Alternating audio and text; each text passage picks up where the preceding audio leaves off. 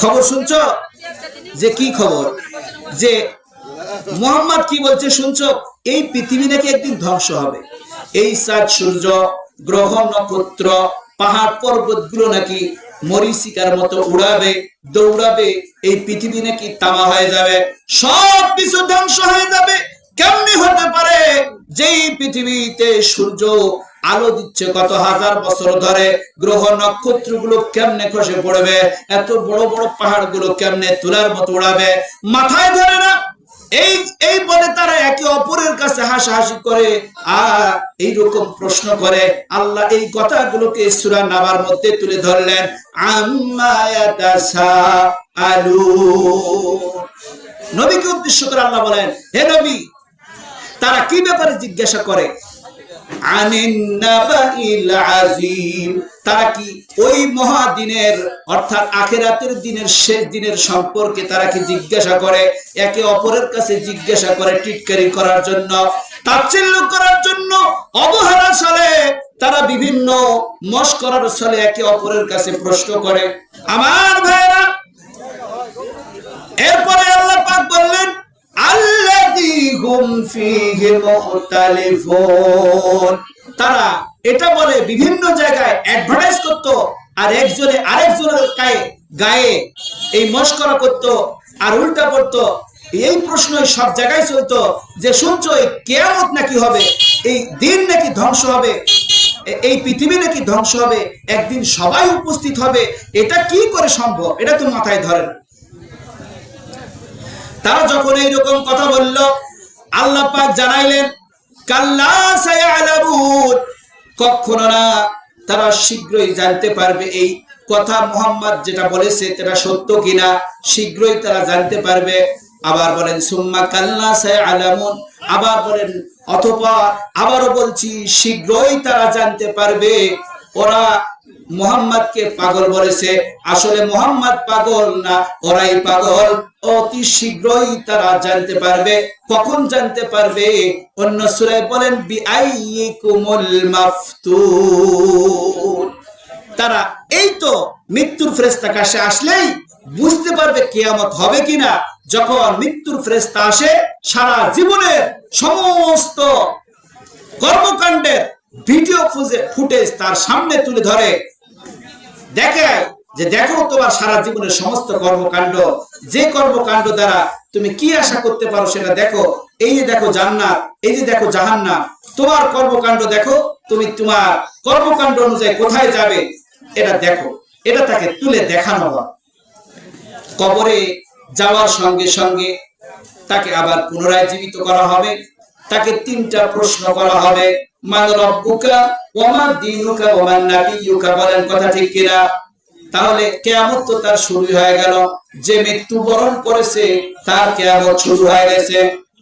তাহলে বেশি দিন দেরি নয়, পৃথিবী ধ্বংস হওয়ার পরে নয়, আল্লাহ পাক বলতেছেন শীঘ্রই ওরা জানতে পারবে কিয়ামত হবে কিনা, আমি বিচারের জন্য উপস্থিত করব কিনা। এটা অতি শীঘ্রই তারা মৃত্যুর সঙ্গে সঙ্গে জানতে পারবে। আমার ভাইয়েরা, এরপরে আল্লাহ কিছু নিয়ামতকে স্মরণ করায় দেন বান্দাকে পরকালের ভয় দেখাবার জন্য। আল্লাহ পাক বলতেছেন 6 নম্বর আয়াতে, আলাম নাজআলিল আরদা মিহাদা, আমি কি তোমাদের জন্য এই জমিনকে বিছানা বানায় দেইনি? আল্লাযী জাআলা লাকুমুল আরদা ফিরাশান ওয়াস সামা বিনা, আমি কি তোমাদের জন্য জমিনকে বিছানা, আসমানকে ছাদ হিসেবে বানায় দেইনি? আমি কি তোমাদের জন্য আসমান থেকে বৃষ্টি বর্ষণ করে জমিনকে তাজা করে ফল ফসল বিভিন্ন রকমের মিষ্টি তিক্ত ঝাল বিভিন্ন রকমের ফল খাও বান্দা, বিভিন্ন স্বাদের, এই ফলগুলোকে আমি আল্লাহ সৃষ্টি করে দেইনি? আল্লাহ পাক বলতেছেন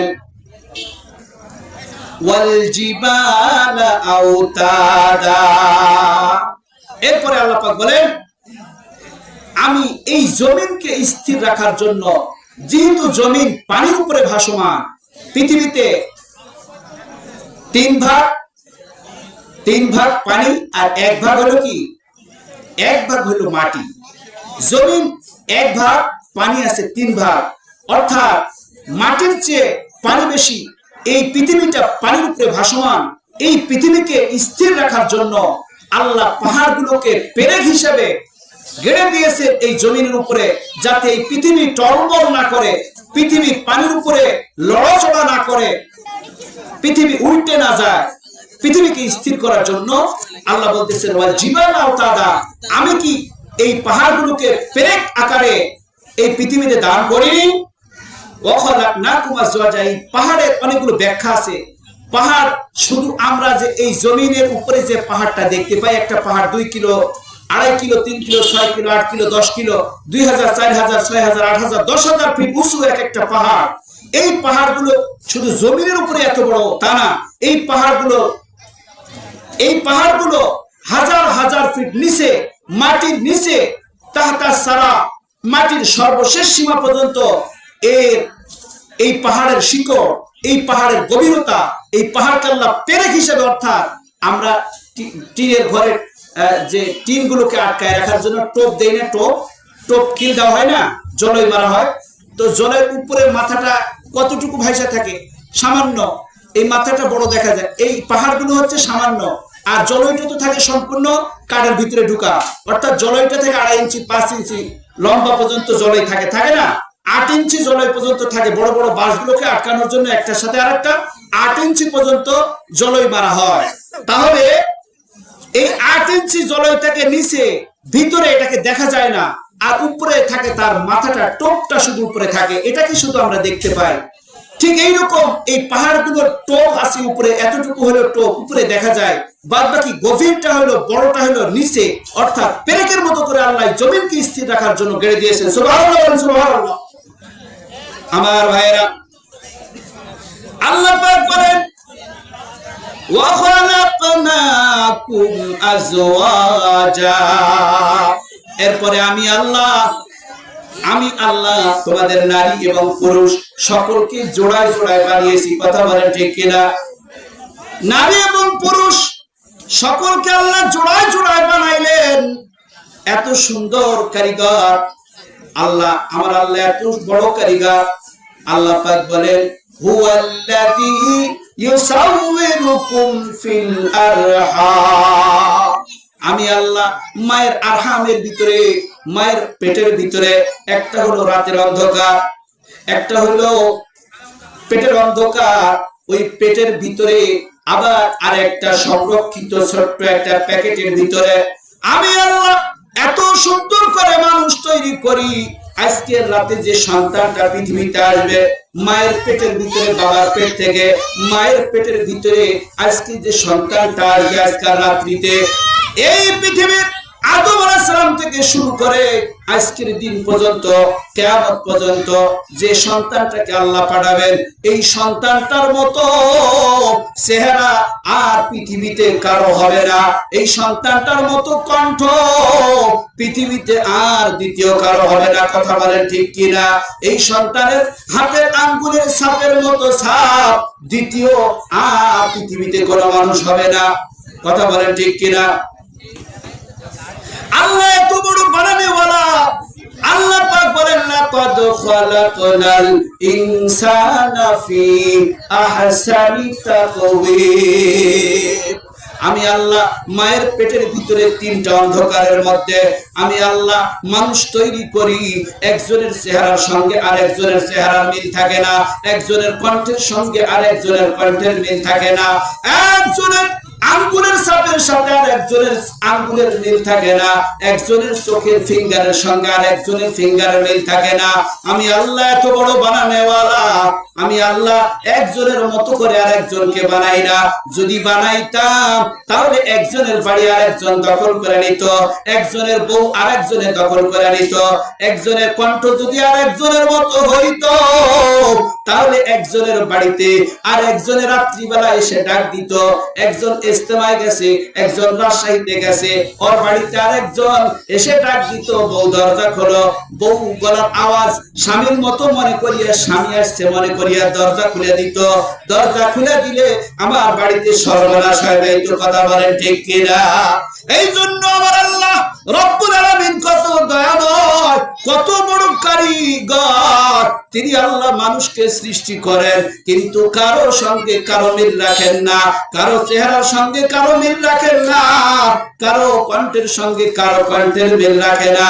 আমার আল্লাহ তাআলা তাই ডাক দিয়ে বলেন, ও বান্দা, আমি আল্লাহ তোমাকে এত সুন্দর করিয়া বানাইলাম। কেন বানাইলাম? কি জন্য বানাইলাম? ওয়ামা খালাকতুল জিন্না ওয়াল ইনসা ইল্লা লিয়াবুদুন। আল্লাহু আকবার বলি, আরো জোরে বলে আল্লাহু আকবার। ভাই যে কয়জন আছেন যদি তাকবীর দেন তাহলে আরো 10 জন এসে বসবে।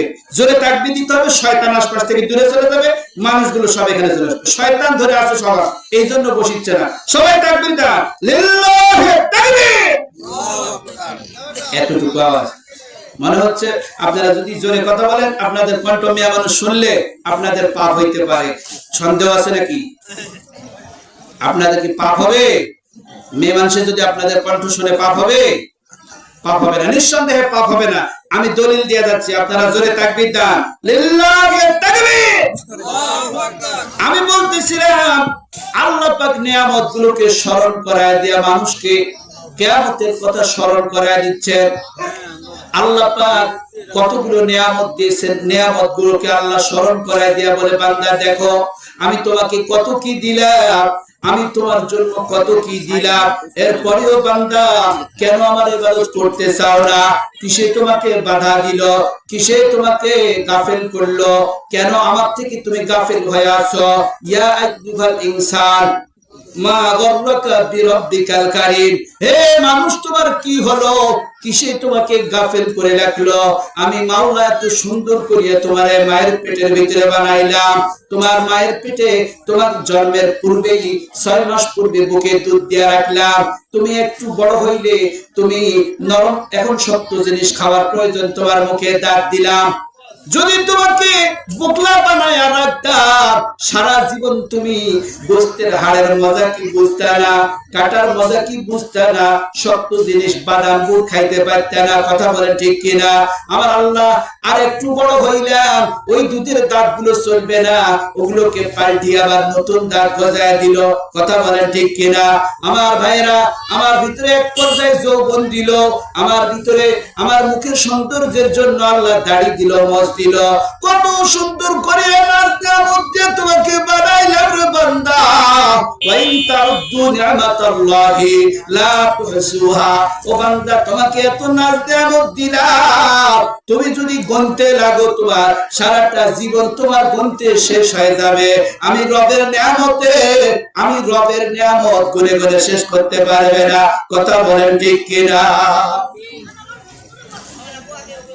তুমি কত সুন্দর, কি করে বুঝাবো আল্লাহ, কোন ভাষা পাই না খুঁজে তোমার তুলনা তুমি নিজে, তোমার তুলনা তুমি নিজে।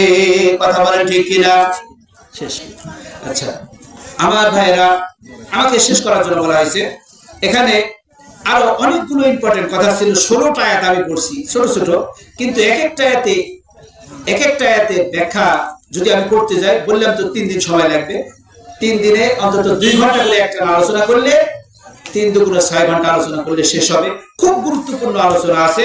তো সর্বশেষ আমি এটা আপনাদেরকে জানাই, সাধারণ তরজমাগুলো শুধু বলে দিই 1 মিনিটের মধ্যে। তরজমাগুলো আপনারা বাড়িতে যা মিলাই দেখবেন। আল্লাহ পাক বলেন, আমি তোমাদেরকে জোড়ায় জোড়ায় সৃষ্টি করলাম। এরপরে বলেন, ওয়া জাআলনা নাওমাকুম সুবাতা। আমি আল্লাহ ঘুমকে করে দিলাম তোমাদের জন্য আরামের বাহন, ঘুমকে করে দিলাম তোমাদের জন্য শান্তির বাহন। সারাদিন কর্মকাজ করার পরে, কর্মকাণ্ডের পরে, সারাদিন কঠিন হাড় ভাঙ্গা পরিশ্রমের পরে মানুষের শরীর ক্লান্ত হয়ে যায়, আবারও শরীরের খামতি হয়ে যায়, কমতি হয়ে যায়, রক্ত কমে যায়, পানি কমে যায়, শূন্যতা এসে যায়। আল্লাহ এই শূন্যতাকে পূর্ণতা দেওয়ার জন্য একটা আরামের ঘুমের ব্যবস্থা করলেন। এই ঘুম দিলে পরে পরের দিন কাজের জন্য আবারও শরীর সতেজ হয়ে যায়, ফিট হয়ে যায়। কথা বলেন ঠিক কিনা? এরপরে আল্লাহ পাক বলেন আমি তোমাদের জন্য ঘুমকে করলাম আরামের বাহন। এরপরে বলেন ওয়াজআলনা লাইলা লিবাসা, আমি আল্লাহ রাতকে করে দিলাম আবরণ। রাত হচ্ছে আবরণ, রাত হচ্ছে দিনের পোশাক, আর দিন হচ্ছে রাতের পোশাক। আমি আল্লাহ রাত আর দিনকে এমন ভাবে সেট করলাম, সারাদিন কাজের পর তোমরা ক্লান্ত হও, রাতেও যদি সূর্য থাকে তাহলে তোমরা ক্লান্তি দূর হবে না, ঘুম আসবে না। বিধায় রাতকে আমি সূর্যটাকে হটায় দিলাম, রাতটাকে অন্ধকার করে দিলাম, অন্ধকারের চাদর দিয়ে ঢাকা দিলাম, রাতের আবহাওয়াটাকে ঠান্ডা করে দিলাম। রাতের মিষ্টি আলো, ডিম লাইট, যেটা তোমাদের জন্য আরামদায়ক, আমি চাঁদের ব্যবস্থা করে দিলাম। সুন্দর নক্ষত্র দিয়ে এই আসমানটাকে সমুজ্জ্বল করে দিলাম। আমি আল্লাহ তোমাদের আরামের জন্য এই ব্যবস্থা করলাম। এরপরে বলেন ওয়াজআলনা নাহারা মাআশা, আর কর্মকাণ্ডের জন্য, জীবিকা আহরণের জন্য আমি দিনকে তৈরি করলাম। এরপরে বলেন ওয়াবানাইনা ফাওকাকুম সাবআন শিদাদা, আমি আল্লাহ তোমাদের মাথার উপরে 7টা মজবুত শক্ত আসমান তৈরি করলাম। এক একটা আসমানের দূরত্ব হলো 500 বছরের রাস্তা। জোরে বলেন সুবহানাল্লাহ, আর জোরে বলেন সুবহানাল্লাহ। আমার ভাইরা, এরপর রাতে বলেন ওয়াজআলনা সিরাজা ওয়াহাজা, ওয়াজআলনা সিরাজা ওয়াহাজা। শুধু তাই নয় বান্দা, আমি আল্লাহ তোমাদেরকে এই পৃথিবীকে আলোক উজ্জ্বল করার জন্য উত্তপ্ত আলোকময় সুন্দর একটা বাতি সৃষ্টি করে দিলাম, সূর্য, যেটা প্রতিদিন সকালে উঠে সন্ধ্যায় ডুবে গোটা পৃথিবীতে কাজের উপযোগী করে তোমরা যাতে সহজেই একে অপরকে দেখতে পারো, তোমাদের কর্মকাণ্ডগুলো আলোয় করতে পারো। এই জন্য আমি বিশাল আলোকময় এক সূর্য তৈরি করলাম। বিজ্ঞানীরা বলেছেন সূর্যের যে ব্যাসটা আছে, এটা আমাদের এই পৃথিবীর মতো 109টা পৃথিবী এক জায়গায় করলে যে পরিমাণ হবে, সূর্যের ব্যাসটা হচ্ছে এত বড়। জোরে বলেন আল্লাহু আকবার। অর্থাৎ সূর্যটা এত বড়, যে সূর্যটাকে আমরা একটা প্লেটের মতো দেখি, এই সূর্যটা, রাসূল বলেন যে এই সূর্যটা এত বড়। বিজ্ঞানের যুগে সে আমাদের আল্লাহ কথাগুলোকে বোঝা অত্যন্ত সহজ হয়ে গেছে। সূর্যটা এত বড় যে 3,33,000 পৃথিবী এক জায়গায় করলে যত বড় আয়তন হবে, সূর্যের আয়তন হচ্ছে এত বড়। 3,33,000 পৃথিবীর সমান হচ্ছে সূর্যটা। জোরে বলেন আল্লাহু আকবার, আরো জোরে বলেন আল্লাহু আকবার।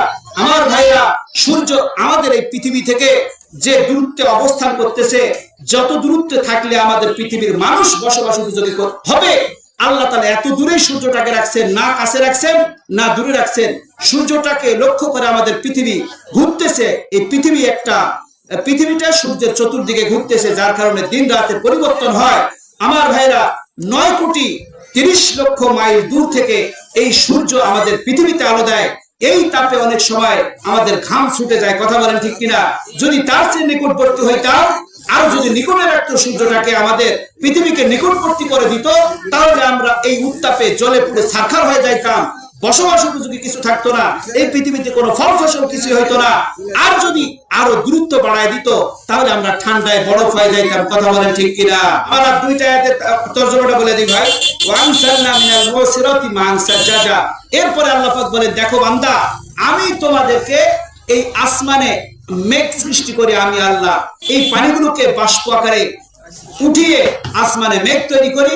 যেখানে পানির প্রয়োজন, আমি আল্লাহ বাতাসের সাহায্যে মেঘকে সেখানে সাপ্লাই করে অঝোর ধারায় অবিরাম বৃষ্টি নাজিল করে তোমাদের মরা জমিনগুলোকে তাজা করে ফসল ডালের উপযোগী করে তুলি। আর এই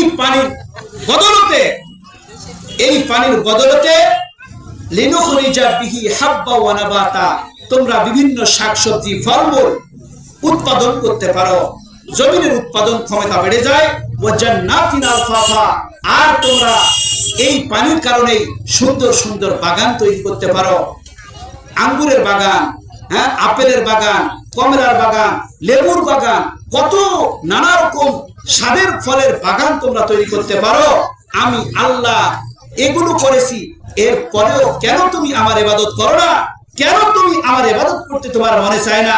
বান্দা বলো, কিসে তোমাকে গাফেল করলো, কিসে তোমাকে ধোঁকা দিল?